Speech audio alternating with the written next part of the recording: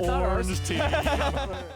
Hey guys, I'm Dan. I'm Bob. I'm Mike. And today we're looking at Mosaic, A Story of Civilization, all the way up there by Forbidden Games. The box is too big to get in our shot that we normally do. We had to do that with Burn Cycle as well. Yeah. So it's back there today. But anyway, Bob, who designed this? Friend of the show, Glenn Drover. Oh, Glenny? Yeah. Oh, Sir Glenn, yeah. Friend of the show. So, Mosaic, Bob, nice little civ building game. Honestly, we'll get into this later. Feels kind of more like an engine building game to me.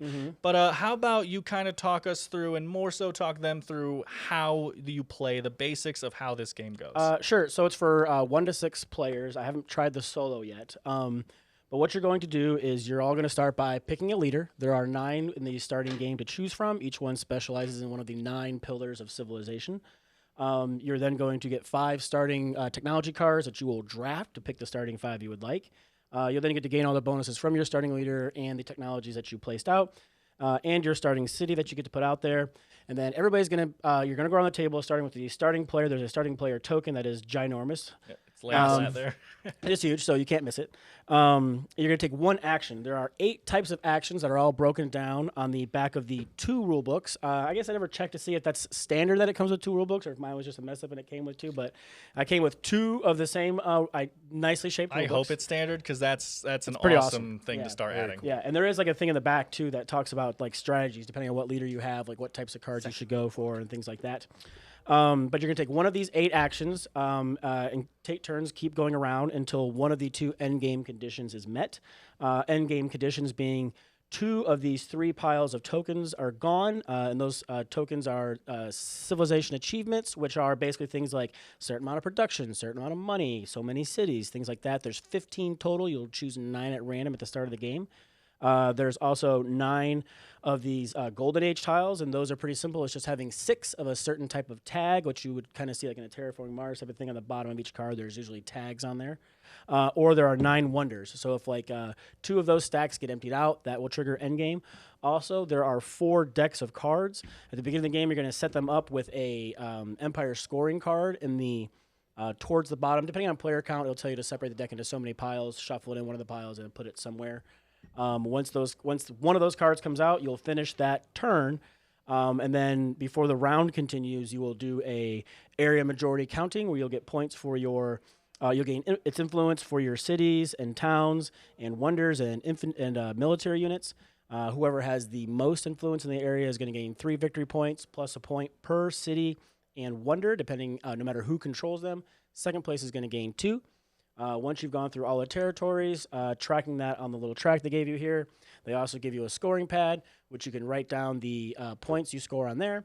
And then we reset those and then continued on playing until we saw the next Empire scoring, and then we rinse repeat. But you're going to keep taking one of the 8 actions available as you keep going. Quick overview of the actions. So you have the work action where you're going to produce either stone, food, or ideas. You'll gain a number equal to your production value plus the number of population, which is your little citizens you have on top. Those will give you stuff to use, the resources you need. You can then increase population. And one of the nice things, too, is all these actions are broken down right on the board. So the population, the work action is up here. The population action is up here. You can choose one of those 2 population cards, pay the appropriate amount of food, and gain the population that it says. The build action is down there with the build deck and all those cards splayed out.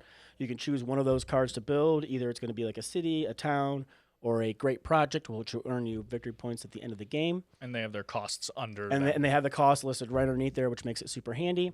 You can build a wonder, which is listed on the end, and it can it costs like 20 stone and some food for the first one, and then it goes up by 5 of each of those, depending on how many wonders you have built.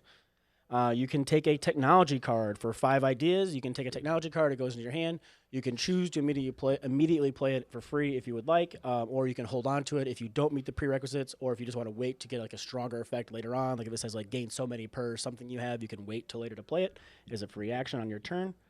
You have the tax and tariff cards down there. So there's a mixed number, depending on player count, of taxes and tariff cards shuffled together.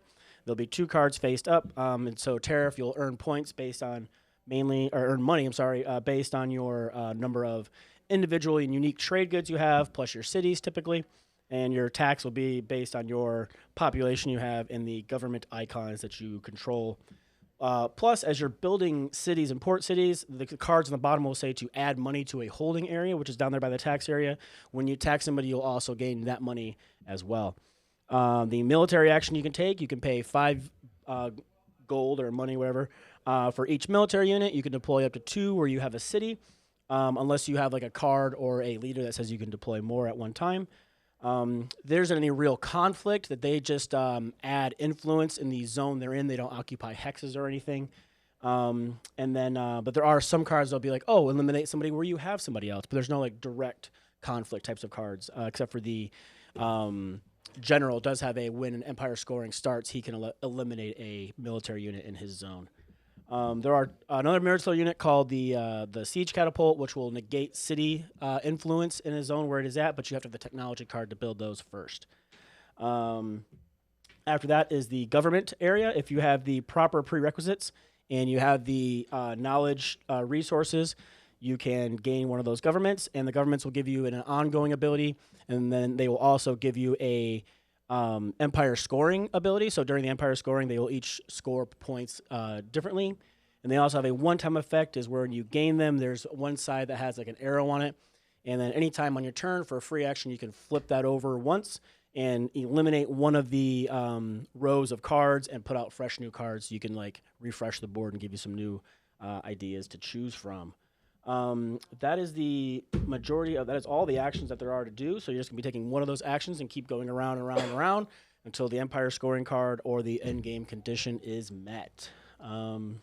Those actions have a really nice breakdown on this reference card as well. Yeah. So not only are there 2 rule books with all the actions, they also have the cost of all the actions on the front of the reference cards, and there's enough for every player with these. Yeah, well, there's 3 of these that it came with, and then 2 books. Okay. So But not these quite fold everybody. open, break down how the cost of things. So, yeah, really good action breakdowns. Yeah. But that is most of the gameplay. Yeah, that's most of it. When you put out cities, you take whatever you cover. Yep. Any resource. these all trade goods Yeah. So like here. one of the biggest things is the setup is a little bit to get your head around because it doesn't come with this bag, but I had it available. There's all these trade good tiles, and you're gonna put all of them out across the entire board face down, and then you're going to flip them all over, and then any ones that have like the little X on them.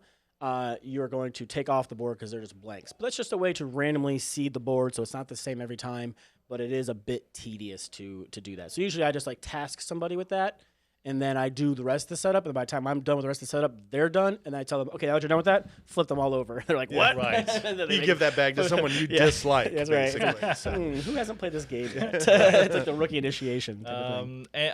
Also, since we were playing a 3-player game, there is a totally blank area. Yes, over so there. You'll it's see it. on purpose. So yeah, so in 2 players, there's no Spain or France or Gaul. I'm sorry, in this civilization. And then in 3 players, you just know Spain. And then 4 more players, you use the entire board. Yep.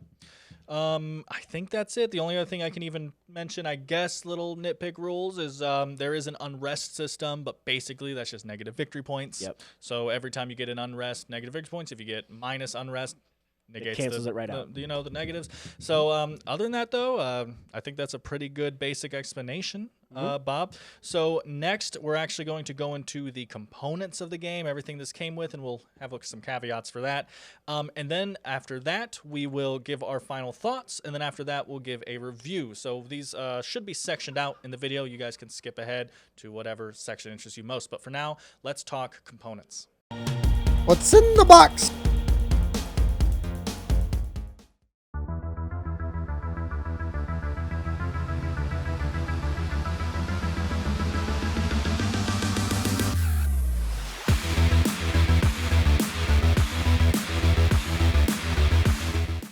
So, Bob, Yes. these aren't base game components. They are not. This is the Colossal Edition. Yeah, so the Colossal Edition is basically all the plastic bits that you see. They are replaced with cardboard chits in the standard one. So in the Colossal Edition, you get Mike if you bring that little container over there.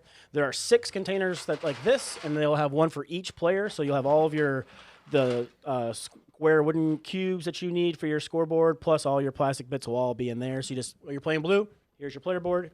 Here's your that. So that and those are generic, right? So anybody can be blue. Anybody can use the blue board. Right. Those don't matter. What's asymmetrical is going to be your leader. So that'll be what you focus on as far as being different. So if you like are colorblind and you want, it's easy for you to be a certain color, you can be that color and still change up what leader you want to be. So that's super handy. I did appreciate that. So question about it, because they'll be curious. You just said all the plastic is replaced. Correct. What about the resources? Yes, the resources are as well. They are also cardboard bits. So in the Colossal, you'll get these nice wooden bits. They all look the same. Like the cardboard punch-outs have the same look to them. Right. But they are replaced with cardboard bits. Now, one of the things that the cardboard does have over the plastic is, in my opinion, I think it's much easier to tell like your population apart, because the population has the same sculpt for the 1s as it does for the 5s. Good luck Just the finding 5 them is in just there. slightly bigger than that one, so it's a little bit tricky. Whereas the cardboard chit actually says 1 and 5 on it. And plus, there's a size difference. It's much easier to distinguish. I'll just make a buttload of noise if Yeah. I search for it. Yeah, so yeah. I won't do it. He's barely taller. He's barely taller. So it's a little bit tricky. It's a little nitpick on that. And then also, like, at first, when I was first playing, the farm and manufacturing towns were a little bit kind of tough, and the manufacturing towns, apart from the port towns, were a little bit tough. You know, so if you're really good at painting and you can paint those, they make it a lot easier, I'm sure. But once you're playing, if you're kind of new, you can just kind of dump them out. And you just group them together, and once you got them next to each other, it's super easy to tell like which ones are cities with the walls, which ones are ports with the lighthouse and the docks, and then the manufacturings have like the long buildings, and then the farms obviously will have rows of corn and whatnot. But just kind of like randomly reaching and pulling out, you end up pulling out a lot of the wrong ones, so it's just easier to kind of just dump them and make them set them out. And also, when you're building, like to even be able to build specific things, there has to be a card available, and you pay for it. And the art for the building is on the card, which is kind of cool. I kind of use that to say, correct. All right, oh, that's a city. It's got walls. There's a that's city. that one. Yep. Exactly. So that was pretty intuitive there. That's true. My 2 tips for that basically are, I think you guys just talked about it a little bit, but the first thing is, I instantly, while he was still setting up the game, took all my pieces out and I put them in rows of their different types and everything. And I knew exactly I knew how many city, you had. port, I had all that set out. And it helped me know, okay, well, there's, I only have 3 ports for the whole game, right? And like that kind of stuff. So that helps too. And then the second thing that I think will help with that a lot is having the person that knows the game the most do all the scoring, right? Yep. So I have all my stuff separated so that I know when I'm building a city, I have it all ordered. But then also when you're doing the majority thing, Bob was just adding it all up because Bob had a bunch of experience with it, and it took you no time to do that. Correct. Yeah, I played a bunch, so I knew like which ones score 2, which ones score 1, right, and so on. So if you're having trouble with that, just try those 2 things. It seemed to be a pretty easy fix. Yep. The other knock I've got on as far as components, because like I said, I love a lot of these. The wooden bits are fantastic. This dual layer board is fantastic. The colors are easy to tell apart, so I had no issue telling who is who. Except the board, yes, I did have a couple of hard spots on the board where I have a hard time telling where the lines were at, so I did modify mine. I'm not sure if you can zoom in and you can see that enough, but I just put some little black dots to distinguish where the lines were at, because it made it a little bit easier for me to distinguish who was in which area without having to constantly ask. The rule book is pretty fantastic. Like, it's laid out and organized in a very like intuitive and easy to find type of way. Explains everything really well. The only hard part that I had is there are some places where cards will say like cities and port cities, but then it'll say like score your cities. Well, does that include port cities? Because why is it listed separately in some places and not in the other? But anytime you see like score cities, it includes your port cities, right? So, but it says build a port city, obviously it's just a port city. Which says build a city just means a regular city. But yeah, like the towns have to be built next to a city, it says. Well, it could be a port city or a normal city. Right. So there was just a little bit of confusion there, but I got on one of the websites and looked and asked some questions, and I was reassured that yes, it does count for all the other cities in most instances. But otherwise, it's laid out real easy on how the game flows. It's a nice size. Doesn't take up a bunch of room. It has a really great breakdown of like in the appendix on like what all the cards are, what all the leaders are, what do they do, how do they score, what are the prerequisites for everything, and then also has strategy suggestions in the back. So if you're the technologist, it says to try to choose these, go for this. If you're the conqueror, you want to use the general or the priestess, and it's just a really nice like rule book. It's one of the better rule books I've had to deal with.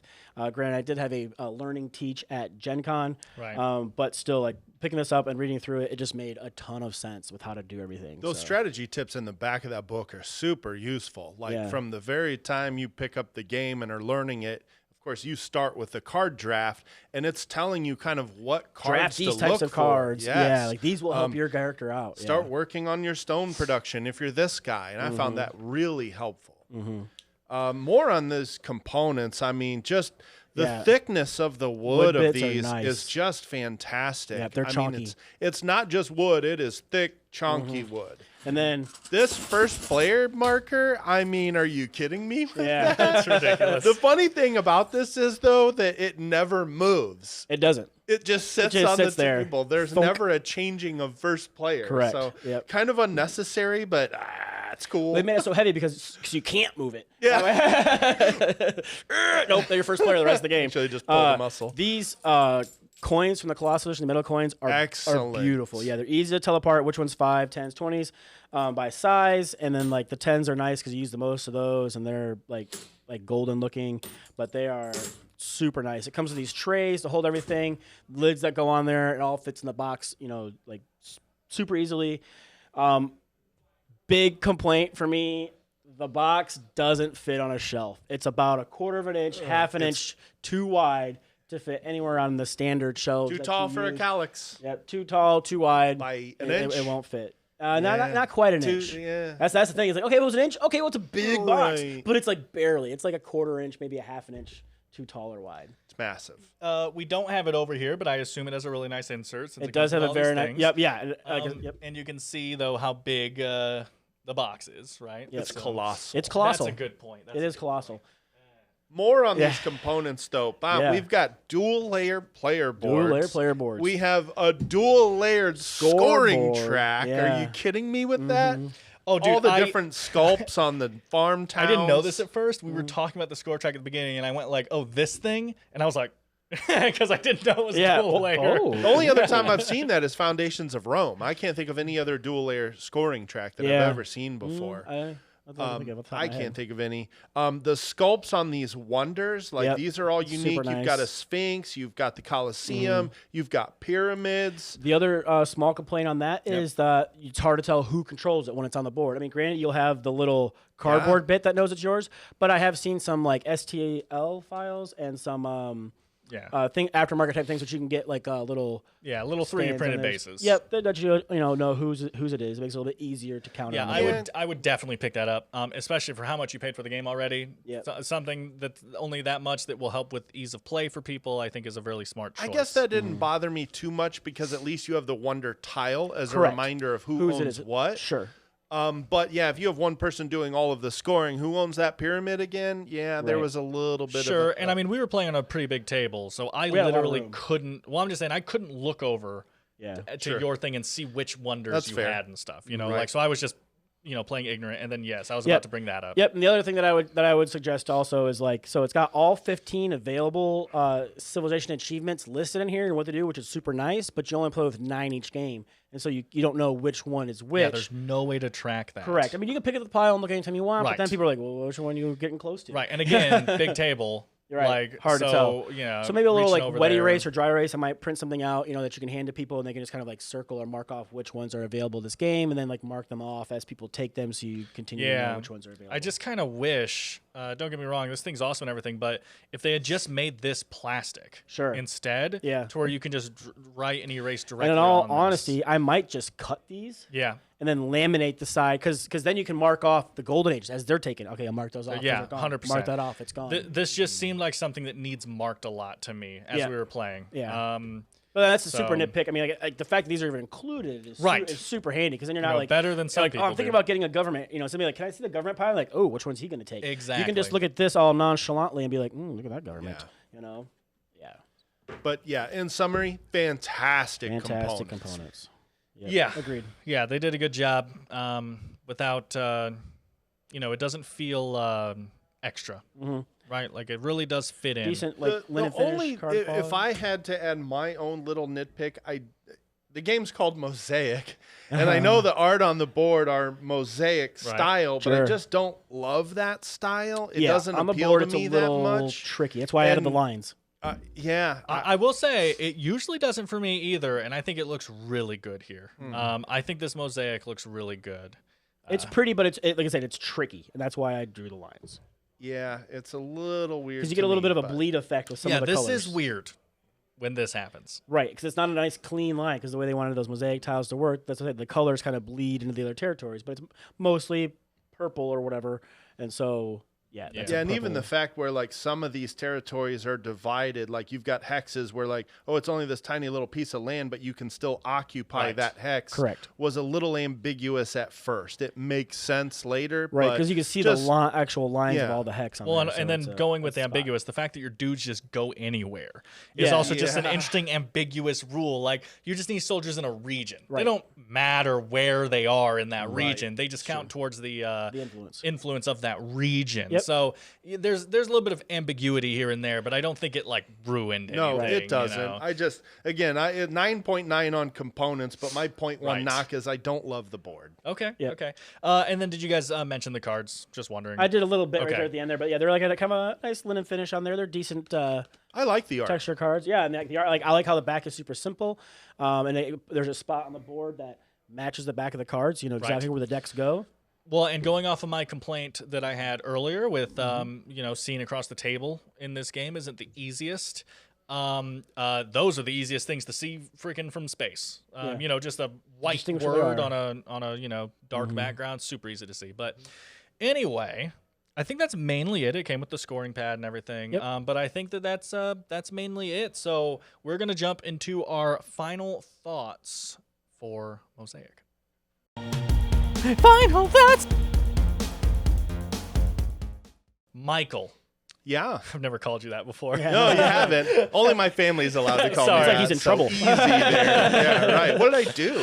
Well, I lost. That's what I did. We thought you were doing so good, too. I felt like I was playing really well, and it was a satisfying play. I've now played this twice, both times 3 players, and it is a satisfying engine-building game. It really is. I felt like I had some neat things working for me. Like I was trying to work towards this wonder combo that I had going on of occupying one region and having a lot of stuff in that one region. I was trying to get a lot of in-game cards, which are the technology cards and the project cards. So I like that there's this interesting balance of like short-term tactics mixed with long-term strategy, which I think absolutely makes it a fantastic game. I like how those Empire cards, you kind of know they're coming, but you don't quite know when. So you're trying to set yourself up to have, some Empire scoring at every time those cards come out. I like this quite a bit. I mean, really don't have a ton of complaints as far as the gameplay goes. The first game was a bit long, but it's not that it's not intuitive to play. There's a lot to cover. It's one of those. The concepts are simple, but there's a lot to cover. But that can be said with any game. But yeah, I enjoyed this quite a bit. Nice. Okay. Bob, I'll go.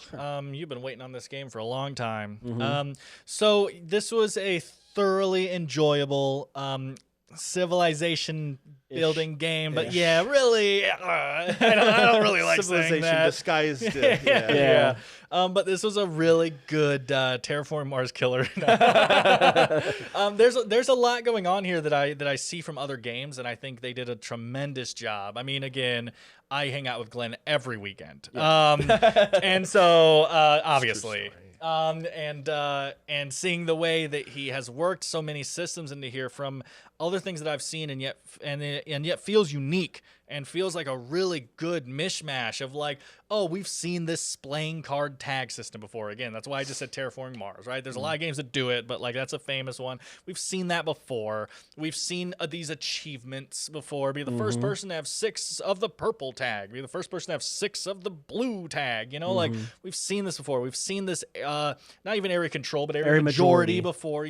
We've seen so much of this before. The tax mechanic in this game is so simple. We've seen it 100 times before. It's just, okay, you want to take a tax, you multiply your population by X, and then add your income, and then you get it's so many really basic fundamental things that come together and make a really nice streamlined experience. There's a lot of stuff here that feels really good, and the whole one action per turn thing does wonders for this game in multiple ways. Like, first of all, this game flies. Yeah. I mean, even if you're playing a 2-hour game of this, like a longer game, this game flies. I mean, you take your action, and then while you're still thinking about the decision that you just made that ruined the rest Your of turn. your game, it's your turn again. Yeah, and it's just like, oh my goodness.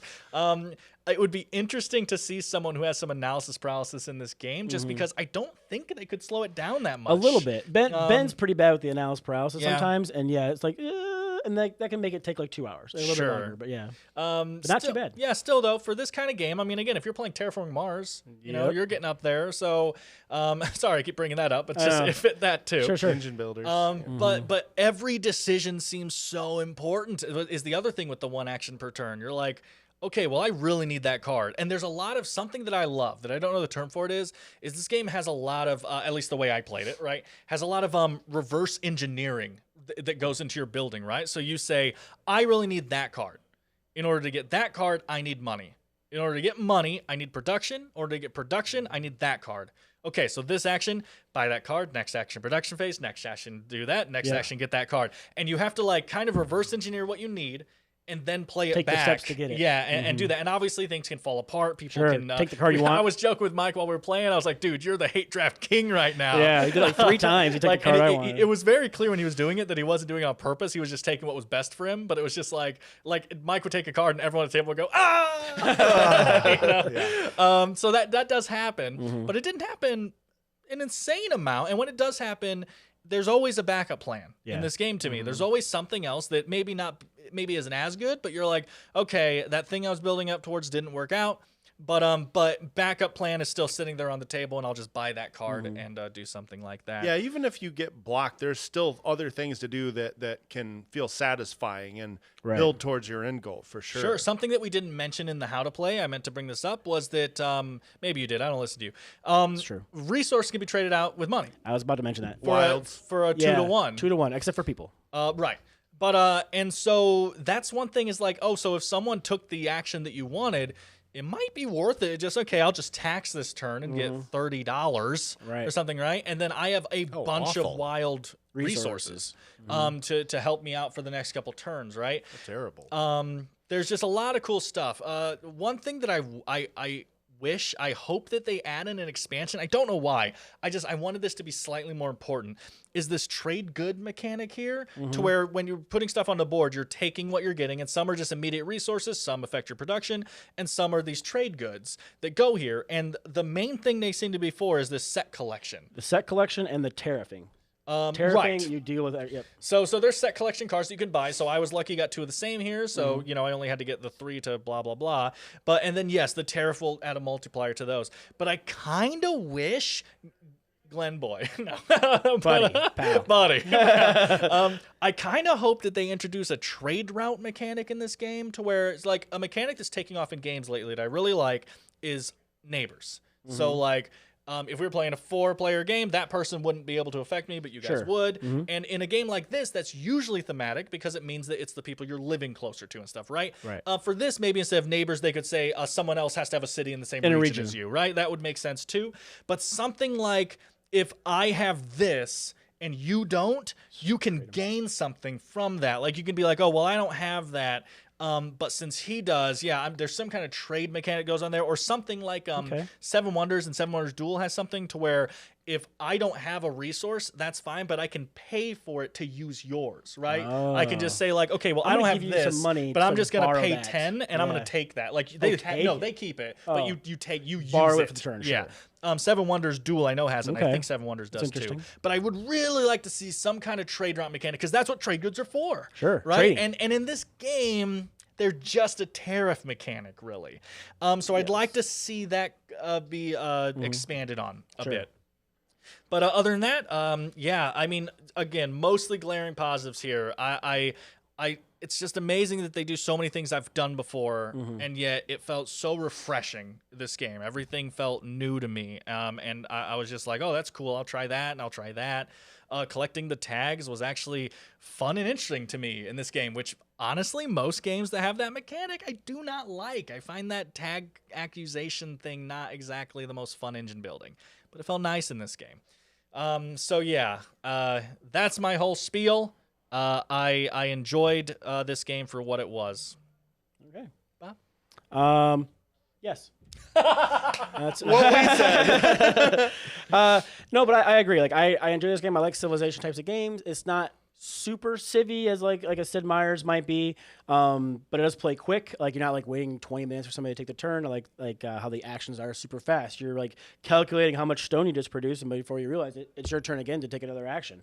It does like make the game move along at a nice pace. It doesn't drag out because you're constantly doing things. You're taking a lot of actions throughout the game. I like how you do gain the trade goods down to that. I think it's neat how, depending on whether you're working toward tax or tariff, which action you take, like the tax, you're going to be taxing your people. Your tariff, you're going to be, tariffing your merchants. So your trade goods, you're going to gain more money for those. And whichever one you do, you're going to get unrest and make them unhappy because you're taking money for them. But there's ways to get rid of that type of stuff. You can build certain wonders to negate some of that unrest. You can do certain cultural types of things to negate some of that unrest, and that makes a bunch of sense. I like how, I've been trying to play a different leader each time I play, and I played one that gives me 2 extra free actions once the game is over. And if it wasn't for those 2 free actions, it would have been less than like 10 points separating all 3 of us. And like in every game has been super close. I think I might have won by 30 points one game, but it was like a 2-player game. And it was, like 200 and something to 200 and something. So it's not like it was like a mega blowout. It was still relatively close. I know. Terrible. I bad teacher award a few times on this one, but I mean, I don't know. I feel like I'm trying to do there's a learning decent curve, job. Yeah, there's not a tremendous. Curve. Yeah, but it's not too bad. It's there. I like how I'm excited to see what all the there's a new Kickstarter out right now that they're doing where they're going to add a new expansion. There's going to be some boats, some new techs. I think there's a couple of leaders as well, so I'm curious to see what they will add because right now there's 9, 1 for each of the pillars of civilization. It'll be interesting to see what they do with that going forward. Not super hype on the setup. Like I was saying, that is one of the most nittiest, it's tedious. Like having to place them all out, making sure they're all like in the hexes and whatnot, and then go through, flip them all back over again. A bit tedious. Setting up the decks, not as bad as like a Downfall of Pompeii is, but it is like, okay, divide this deck in half or divide this deck into thirds, shuffle the card in, then put it either first or second, depending on how many players you're doing. That's not that bad. Depending on player count, you pull out so many population and so many tariff attacks, and then or so many of each one, and then divide it in half, put the card in, and so on. Not so bad. Like it's pretty standard. But I really enjoy, like I said, how the actions are. You take an action, keep going. Take an action, keep going. And you can also, if you don't like the cards that are coming up, take a government. You can get rid of those cards and clear them out. If you don't like those, take a different government, clear them out again. And there are some cities and technology that will wipe the board also. So there's plenty of ways to kind of like keep them going because at the beginning of the game there weren't any cities out. It was all project. It was literally like 6 projects out, or however many are across there, 5. And it was like, well, I guess no one's building any cities, so it's like, okay, well, we'll just take a government and clear those out of the way. And now we've got those available. You're welcome. Thank you, Dan. Yes, that was Dan. Not abundantly clear. I want to ask a quick question about another game because you said it's not super Civ-like. Okay, Correct. There's another game that they call a civilization game that a lot of people consider a complete misnomer, and that's Tapestry. Yes. While this one, and I saw A Story of Civilization, and that does set the expectation that it will be more of a civilization game, I didn't feel disappointed by what I was doing, even though it was light, a little bit more abstract on the civilization. Yes. Because I think the theme of the Mosaic. decks work. Like, these are technologies, and these allow you to do new things, and these are building, and those allow you to put buildings out. I felt like this had more of the civilization theme than Tapestry did, in my opinion. Not even an argument, I would say. This is clearly more Civ. I will say, though, Tapestry in no way disappointed me, though. I mean, it's one of my favorite I know you games love of it. all Sure, time. but like I don't like when I say, "Oh, it's a civilization game." I played it. I didn't feel. I would civvy never playing sell it that way to anyone. Yeah. Right. It does. It does says have, it on the box, and that's why I Sure. made that comparison. Yeah, and it does have an underlying feeling of Civ. I've always liked as you lay your cards down, you're like, oh, I went from making fire to dictatorship to dystopia. Something went wrong. You know? So I do like that underlying thing, but it's barely there for sure. I say this kind of like better. bridges that gap between More like a so. Sid Meier's and a Tapestry. It's like an in between Right. type of Civ game. But yeah, that's mainly my main final thoughts. I mean, what you guys said, like you guys pretty much nailed it, you know. Sure. So yeah. Okay. So we're gonna go to final scoring. Really good time. For final scoring, we at Board Game Rundown rate games out of 10, and we do use 0.5s to add a little bit of variation. So we're going to go one at a time, give our own opinions, so that you might relate more to one of us than others. And then at the end, we're going to average them all together so that we just have one score that Board Game Rundown as a company, as an umbrella, kind of gives it for Board Game Geek, stuff like that. Bob, how about you go first? Ooh, that way no one can steal your number. fancy. Okay. Yeah, there you go. Taurus Thunder. I really enjoy this game. It's not perfect because of some of the setups and everything else, and a little bit of the difficulty in distinguishing the pieces apart. It's a 9 for me. Nice. Yeah. Nice. Mike. Yeah, I'm the same. My con is the same. Like the getting it onto the table and setting up is a bit tedious, but it's a satisfying play. Like I'm looking forward to trying more of the asymmetric factions. Like that's what's bringing me back to this game. Like I played this game very different than I did the first game. The first game I was generating a buttload of money. You were. And then this game I was generating a buttload of stone. And next game I want to try to generate a buttload of food. You know? Just make a bunch of people. Yeah. So I just, that replayability is high, which always influences my score. The components are good. It doesn't overstay its welcome. I've been between an 8 and an 8.5, but this play really shined, so I will give it an 8.5. Okay. Yeah, this was mostly a positive experience for me. I mean, I thought the game was really good. I mean, I stood for an hour and a half while playing it. That's pretty nice. I don't always do that. It was good for my back. He's been complaining about his back. Yeah. So it was nice. I like standing is good for it. But yeah, I enjoy a lot of the stuff that went on here. I have played less than them, so take that into account as this goes. And also, I haven't had to have the negative setup thing because I just He just walked up and it was set up already. Yeah. I was like, what are you guys talking about? This game great. takes It's already 0 ready to go. seconds. Yeah. to set up.